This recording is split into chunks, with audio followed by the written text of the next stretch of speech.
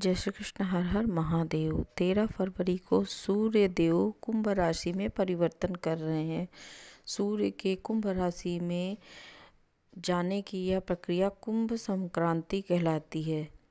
सूर्य देव पहले भी अपने पुत्र शनि के घर में थे, अब फिर अपने पुत्र शनि के ही घर में जाएंगे, क्योंकि मकर और कुंभ दोनों शनि देव की राशियां हैं।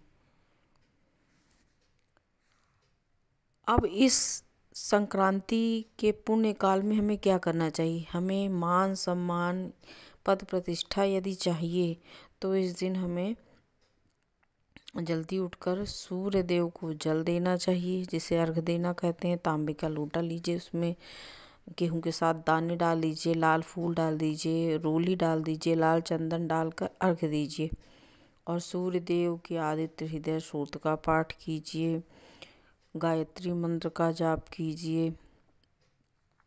और गायत्री मंत्र का जाप करते हुए आप जल दे सकते हैं, या आदित्य हृदय स्तोत्र का जाप करते हुए जल दे सकते हैं। सूर्य गायत्री मंत्र कर सकते हैं। इसके साथ ही सूर्य के बीज मंत्र ओम ह्रीम सूर्याय नमः, इस मंत्र का जाप कर सकते हैं।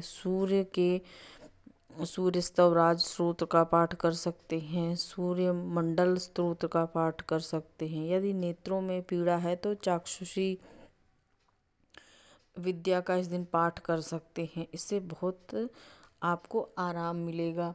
यदि सफ़ेद दाग या फूलबेरी की समस्या है तो इस दिन सूर्य स्तवराज स्तोत्र का पाठ करना चाहिए। इस दिन नमक का प्रयोग नहीं करना चाहिए। सूर्यास्त के बाद भोजन नहीं करना चाहिए, मीठा भोजन करना चाहिए। इस दिन अदरक का प्रयोग नहीं करना चाहिए, सरसों के तेल का प्रयोग नहीं करना चाहिए। और आप चाहें तो यदि सूर्य की पीड़ा है तो आप चाहें तो इस दिन सूर्य का दान दे सकते हैं, उससे भी आपको बहुत आराम करेगा। आप एक तांबे का बर्तन लीजिए, उसमें गेहूं भर दीजिए, उसके ऊपर गुड़ रख दीजिए, या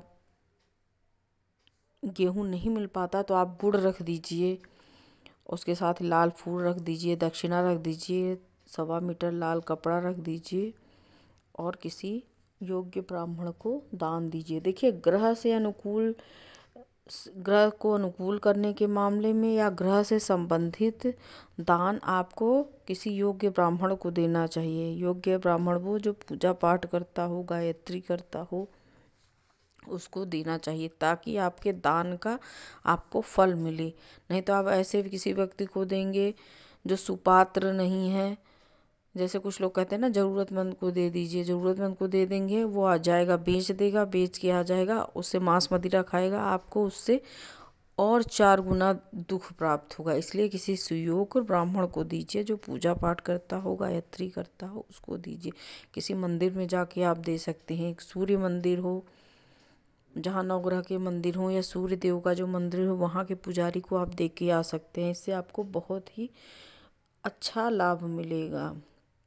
इसी सत्यनारायण की कथा भी कुछ लोग कराते हैं, आप वो भी करा सकते हैं। इससे भी आपको पुण्य की प्राप्ति होगी। और जब हमारे पुण्य बढ़ते हैं तो पाप कर्म नष्ट होते हैं, और जब पाप नष्ट होते हैं तो हमें सुख और समृद्धि, यश की प्राप्ति होती है। इस बात का ध्यान रखें।